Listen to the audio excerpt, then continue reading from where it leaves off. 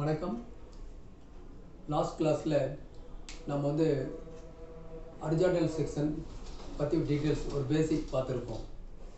அதில் வந்து பர்டிகுலராக முக்கியமான ஹார்ட் ஆஃப் த செக்ஷன் வந்து எல்ஓடி. மார்க்கெட்டில் எல்ஓடினா தான் தெரியும். எல்ஓடி அப்படின்னா லைன் அவுட்புட் டிரான்ஸ்ஃபார்மர். அந்த சுருக்கு தான் எல்ஓடிங்கிறோம். ஆக்சுவலாக என்ன சொல்லணும் அப்படின்னா ஹெச்ஓடி, ஹரிசாண்டல் அவுட்புட் டிரான்ஸ்ஃபார்மர் தான் சொல்லணும். Horizontal output transformer. இது எப்படி ஒர்க் பண்ணுது? ஏன்னா இது ஒரு விட்டல் பாயிண்ட், முக்கியமான பகுதி. இந்த செக்ஷன் ஒர்க் பண்ணால் தான் டிவியில் எல்லா செக்ஷனும் ஒர்க் பண்ணும். எல்லா செக்ஷனும் என்னென்ன ஏற்கனவே சொல்லியிருக்கோம் உங்களுக்கு. ஒன்று வந்து சிஆர்டி பயாஸ். சிஆர்டி பயாஸ் அப்படின்னா பிச்சு டிப்புக்கு வர வேண்டிய வோல்டேஜ். பயாஸ்னால் உங்களுக்கு தெரியும், பேசிக் இன்புட் அவுட்புட் சப்ளை. ஓகே, இந்த பின்னுக்கு வர வேண்டிய இத்தனை வோல்ட், கரஸ்பாண்டிங் பின்னுக்கு வர கரஸ்பாண்டிங் வோல்டேஜ், ரெஸ்பெக்டிவ் பின் வர வேண்டிய ரெஸ்பெக்டிவ் வோல்டேஜ். அதுக்காக இப்போ தெரியும், ஒரு பிக்சர் டியூப்பில் ஒர்க்கு வந்து உங்களுக்கு ஏற்கனவே கிளாஸில் நடத்தியிருக்கேன். ஒரு பிக்சர் டியூப்புக்கு எனக்கு எல்லா பயாஸும் கிடச்சிதுன்னா நமக்கு ஸ்க்ரீனில் என்ன சிம்டம் வரும்னு சொல்லியிருக்குன்னா ஒரே ஒரு புள்ளி வரும், ஒரே ஒரு சிங்கிள் டாட் சென்டரில் வரும். ஒரு பிக்சர் டியூப்பில் ஒரு சென்டரில் ஒரு சின்ன டாட் வந்தாவே picture tube okay, picture tube bias also okay அப்படின்னு சொல்லியிருக்கேன். அந்த பிக்சர் டியூப்புடைய பயாஸ் எங்கேருந்து வருதுன்னா எல்ஓடியிலேருந்து தான் வெளியே வருது. ஏன்னா லாஸ்ட் கிளாஸில் உங்களுக்கு நடத்தியிருக்கேன். ஓகே, தென் அடுத்தது முக்கியமாக டூனர் அப்படிங்கிற பார்ட்டுக்கு போகுது.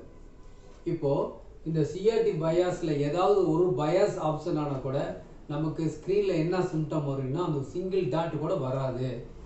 டாட்டே வரல அப்படின்னா ராஸ்டர் வராது. ராஸ்டர் வராதுன்னா கண்டிப்பாக பிக்சர் வராது. நம்ம ஈஸியாக செட்டை தொட்ட ஒரு 10 நிமிஷத்தில் ரெடி பண்ணணும்னு சொல்லியிருக்கேன். ஓகேவா? அப்போது சிஆர்டி பயாஸினுடைய புரியுதா உங்களுக்கு? எல்ஓடியிலேருந்து தான் இதுக்கு வருது. இந்த எல்ஓடியிலிருந்து தான் இந்த சிஆர்டி பிக்சர் டியூப்ங்கிற பயாஸ் கிடைக்குது.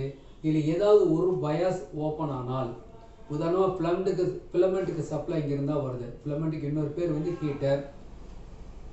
இதில் control grid, accelerating, focusing, video வர 3 டிஃப்ரெண்ட் டிரான்சிஸ்டர்ஸு, இதுக்கு வேணுங்கிற பயாசிங் வோல்ட்டு, ஸ்க்ரீன் கிரிட்டுக்கு வர வோல்ட்டு, ஃபோக்கஸ் கிரிட்டுக்கு வர எல்லா வோல்ட்டுமே இதுலேருந்து தான் வருது. இதில் எனி ஒன் பயாஸ் ஆப்ஷன் ஆனால் கூட நமக்கு என்ன வராது? பிக்சர் டியூப்பில் ஒரு புள்ளி வராது. ஓகே, தென் அடுத்தது என்ன சொல்லியிருக்கேன்? டியூனர். இந்த டியூனருடைய வேலை என்ன? இந்த டியூனர் தான் வந்து ரேடியோ ஃப்ரீக்வன்சி, ஆர்எஃப் ஃப்ரீக்வன்சியை வாங்கி ஆண்டனாவிலிருந்தோ கேபிள் மூலியமாக வாங்கி, ஏன்னா இன்புட்டில் இப்போ நிறைய மாறிடுச்சு. ஒரு காலத்தில் ஒரு எக்ஸ்டர்னல் ஆண்டனா இருந்துச்சு, அப்புறம் ஒரு கேபிள் டிவி வந்துச்சு. ஓகேவா? இப்போ டிஃப்ரெண்ட் எலக்ட்ரானிக் கேட்கெட்லேருந்து நம்ம யூஸ் பண்ணிகிட்டு இருக்கோம். ஓகேவா? அப்போ இந்த டியூனர் ஒர்க் பண்ணினா ஆடியோவும் வராது, வீடியோவும் வராது. இதுக்கு எது மெயின் அப்படின்னா இது சப்ளை எங்கேருந்து வருது அப்படின்னு கேட்டால் எல்ஓடியிலேருந்து வருது. நான் சொல்கிறதெல்லாம் நோட் பண்ணிக்கணும், ஏற்கனவே சொல்லியிருக்கேன். முடிஞ்சால் நோட்டில் எழுதிக்கிங்க. இந்த டிஜிட்டல் ரெக்கார்டிங் ஒரு வேளை அழிஞ்சு போகிறதுக்கு வாய்ப்பு இருக்குது. ஓகேவா? தென் அடுத்தது ஐசிஸ்னால் என்னது? டிஃப்ரெண்ட் ஐசிஸ் இருக்கும் ஒட்டுமொத்த சர்க்கியூட்டில். அதுக்கு தேவையான வோல்டேஜஸ் எல்லாம் எங்கேருந்து வருது? நேராக எல்ஓடியிலேருந்து தான் வருது. அடுத்ததாக வெர்டிக்கல் செக்ஷனுக்கு தேவையான வோல்ட்டும் எல்ஓடியிலேருந்து தான் வருது. இந்த செக்ஷன் ஒர்க் பண்ண தான் அந்த பிக்சர் டியூப்பில் வரக்கூடிய இந்த சிங்கிள் டாட்டு மேலேயும் கீழேயும் நகரும். அது பேர் வெர்டிக்கல் ஸ்கேனிங், வெர்டிக்கல் ஸ்வூப் அப்படின்னு சொல்லியிருக்கோம். தென் அடுத்தது லைன் சிங்க்ரோனைஸ் அப்படின்னா என்ன அப்படின்னா, எல்ஓடி ஒர்க் பண்ணிச்சுன்னா சில மாடலில், பர்டிகுலராக இம்போர்ட்டட் மாடலில் பேனாசோனிக், சோனி, நேஷ்னல், தொசிபா ஒரிஜினல் இதனுடைய கிட்லுக்கெல்லாம் எல்ஓடியிலேருந்து ஒரு ரெஃபரன்ஸ் சிக்னல், எல்ஓடி ஒர்க் பண்ணும்போது உருவாகிற ஃப்ரீக்வன்சினுடைய ஒரு portion of the signal flyback signal அல்லது ஃபீட்பேக் சிக்னல் நேராக பவர் சப்ளைக்கு வரும். வந்தால் தான் அந்த பவர் சப்ளை ஒர்க் பண்ணும். அது பேர் சிங்க்ரனைஸ் அப்படின்னு பேர். அந்த சிங்க்ரனைசிங் பல்ஸ் வந்து ஃப்ரம் பவர் சப்ளை பவர் சப்ளைக்காக போகும். அது மட்டும் இல்லை, இந்த ஹரிசாண்டல் சிங்கை எடுத்துகிட்டு ரீட்ரேஸ் லைனில் சப்ரஸ் பண்ணுறதுக்காகவும் இந்த பல்ஸு தேவைப்படுது. ஓகேவா? அப்போது ரொம்ப important section, heart of the section. ஒவ்வொரு டிவிலையும் பவர் சப்ளை மெயின். இந்த பவர் சப்ளைலேருந்து 110 வோல்ட் நேராக எங்கே போகும் அப்படின்னா நேராக எல்ஓடிக்கு போகும். இந்த எல்ஓடியை ட்ரைவ் பண்ணினா மட்டும்தான் நான் சொன்ன இதெல்லாம் ஃபங்க்ஷன் எல்லாம் நடக்கும். அப்போ எல்ஓடி ஒர்க் பண்ணலைன்னா இதெல்லாம் நடக்காது. இதெல்லாம் நடக்காதுன்னா செட்டு என்ன சிம்டம் வரும்? செட்டு வந்து டெட்டு. பேச்சும் இல்லை மூச்சும் இல்லை அப்படிங்கிற கண்டிஷன் வரும். நான் இந்த கிளாஸ் மட்டும் நல்லா கவனிங்க, வீடியோ ஸ்கிப் பண்ணாமல் பாருங்கள், ரொம்ப யூஸ்ஃபுல்லாக இருக்கும். நீங்கள் எந்த ஒரு மாடல் டிவி வந்தாலும் இந்த ஹரிசாண்டல் செக்ஷன் சம்மந்தப்பட்டது, எல்ஓடி சம்மந்தப்பட்டது, எல்ஓடியோடைய சம்மந்தப்பட்டது எந்த ஃபால்ட் வந்தாலும் நீங்கள் ரெடி பண்ணிடலாம்.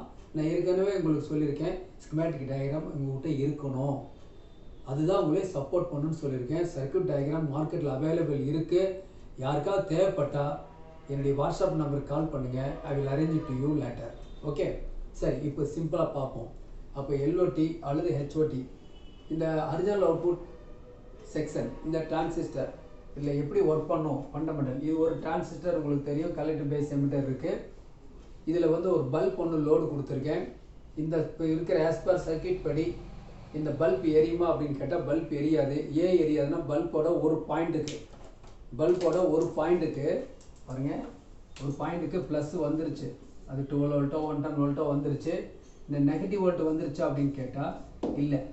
ஏன் இல்லை அப்படின்னா இந்த கலெக்டர் எமிட்டரும் இப்போது எப்படி இருக்குது, ஓப்பனில் இருக்குது. ஏற்கனவே நான் வந்து உங்களுக்கு டிரான்சிஸ்டர் பற்றி டீட்டெயில்ஸ் எல்லாமே நடத்தியிருக்கேன்.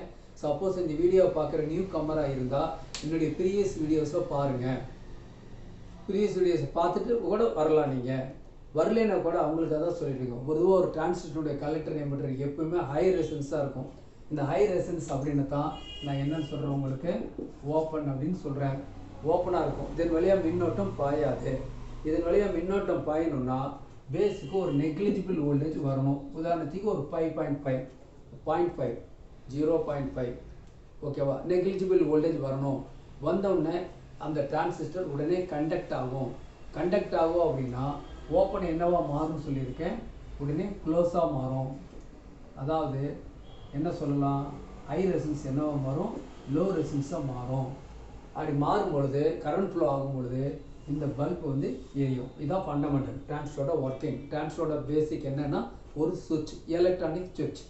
ஓகே, இந்த பேசிக் தேவையான வோல்ட் வேணும்னா நம்ம என்ன பண்ணுறோம், இந்த சர்க்யூட்லேருந்து ஒரு ரெசன்ஸ் மூலிமா ட்ரா பண்ணி இங்கே கொடுத்துட்டா இந்த சர்க்யூட் ஆன் ஆகிரும், பல்பு எரியும். ஓகேவா, இப்போது இந்த பல்ப் வந்து எரிஞ்சிட்டு இருக்கு இல்லையா, கண்டினியூவாக எரிஞ்சிட்டு இருக்கும். ஏன்னா டிரான்சிஸ்டர் கண்டக்ஷன் ஸ்டேஜில் இருக்குது. பல்புக்கு நெகட்டிவ் கிடச்சிருச்சு, பாசிட்டிவ் கிடச்சிருச்சு. ஸோ பல்ப் வந்து தொடர்ந்து எரிஞ்சிட்டு இருக்கு. இப்போ என்ன பண்ணுறோம் அப்படின்னு கேட்டால், இதனுடைய பேஸுக்கு ஒரு கெப்பாசிட்டர் வழியாக நாம் ஒரு சிக்னல் கொடுக்குறோம். இந்த சிக்னல் பேர் ஒரு வேவ். இதுக்கு நிறைய பேர் இருக்குது, நம்ம அடுத்த கிளாஸில் பார்த்துக்கலாம். ஒரு சிக்னல் கொடுக்குறோம், இது ஒரு சைன் வேவ். இந்த சைன் வேவ்னு சொன்னாவே இதில் என்ன இருக்குது, இது வந்து பாசிட்டிவ் ஆஃப் சைக்கிள், இது பேர் நெகட்டிவ் ஆஃப் சைக்கிள்.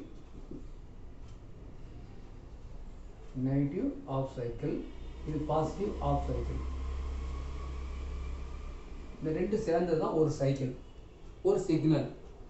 இது பேர் சிக்னல் வோல்டேஜ் அப்படின்னு பேர். இது பேஸுக்கு கிடச்சிருக்குது, இது பேஸ் பயாஸ் வோல்டேஜ், இது சிக்னல் வோல்டேஜ். இதை கொடுத்தோன்னா என்ன ஆகுனா, ஏற்கனவே கெப்பாசிட்டர் பற்றி படிச்சிருக்கோம். Capacitor allow AC signal, block டிசின்னு சொல்லியிருக்கோம்.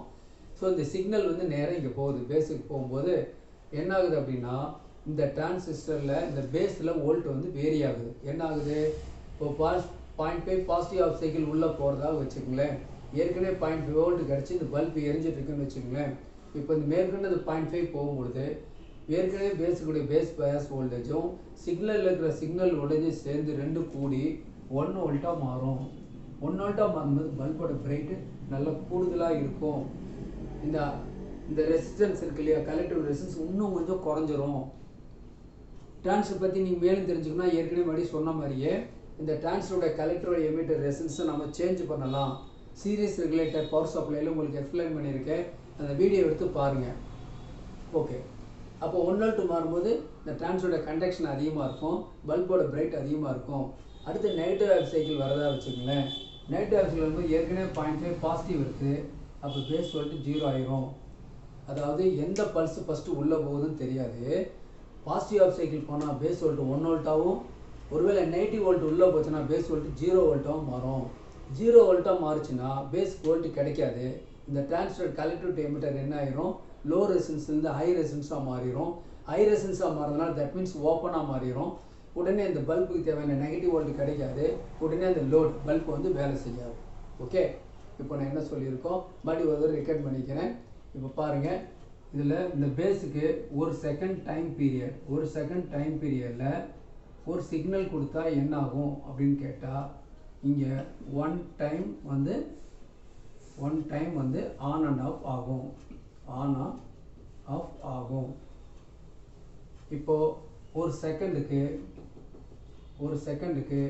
50 சிக்னல் கொடுத்தீங்கன்னா, சிக்னலுக்கு உள்ள பேர் வந்து ஹெர்ட்ஸ் கொடுத்தீங்கன்னா இது என்ன ஆகும்னா, ஒரு செகண்ட் அதே டைம் பீரியடில் என்ன ஆகும்னா 50 டைம்ஸ் வந்து இந்த பல்ப் வந்து ஆன் அண்ட் ஆஃப் ஆகும்.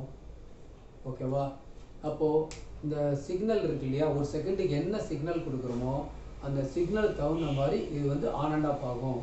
இப்போது ஒரு செகண்டுக்கு ஒரு சிக்னல் சொன்னேன், ஒரு செகண்டுக்கு 50 சிக்னல் சொன்னேன். 50 சிக்னல் போது 50 தடவை ஆன் அண்ட் ஆஃப் ஆகும். இதே 5 லட்சம் சிக்னல் கொடுத்தாலும் சரி 5 லட்சம் தடவை இந்த டிரான்சிஸ்டர் ஆன் அண்ட் ஆஃப் ஆகும். ஓகேவா? இது ஃபஸ்ட்டு பேசிக், இது வந்து தெரியணும். ஏற்கனவே டிரான்சிஸ்டர் பற்றி தெரிஞ்சுக்கணுன்னா நான் நிறைய வீடியோ போட்டிருக்கேன், அதன் மூலிமா நீங்கள் பார்த்துக்கலாம். இந்த சிக்னலுக்கு என்ன பேர் சொல்லியிருக்கேன் ஏற்கனவே, சிக்னல்னு ஒரு பேர். ஓகே, அடுத்து வேவ் அப்படின்னு சொல்லலாம், இன்னொன்று ஃப்ரீக்வன்சி, ஹெர்ட்ஸு, சைக்கிள், இப்படி எல்லாமே சொல்லலாம். 50 hertz, 50 cycles, 50 frequency, 50 wave, 50 signal, எப்படி வேணால் சொல்லலாம். ஓகேவா? எல்லாம் ஒன்று தான். ஓகே, அப்போது எப்படி இருக்குது இந்த டிரான்சிஸ்டர், சிக்னல் தகுந்த மாதிரி ஆன் அண்ட் ஆஃப் சுவிட்சிங் பண்ணலாம். இதுக்கு தகுந்த மாதிரி சில ப்ராஜெக்ட்லாம் நம்ம செஞ்சுருக்கோம். ஓகேவா? அடுத்தது நம்ம என்ன பண்ண போகிறோம் அடுத்த வீடியோவில். இப்போ நம்ம ஒரு புரிஞ்சு வச்சுக்கோங்க, ஒரு தடவைக்கு 2 தடவை வீடியோ படிங்க, பாருங்கள், உங்களுக்கு புரிய ஆரம்பிக்கும். டிரான்ஸ் பற்றி மேலும் தெரிஞ்சுக்கணும், ப்ரீவியஸ் வீடியோஸ் மாதிரி பாருங்கன்னு சொல்லியிருக்கேன். அடுத்த வீடியோவில் பார்க்கலாம். இது வந்து வீடியோ வந்து 1.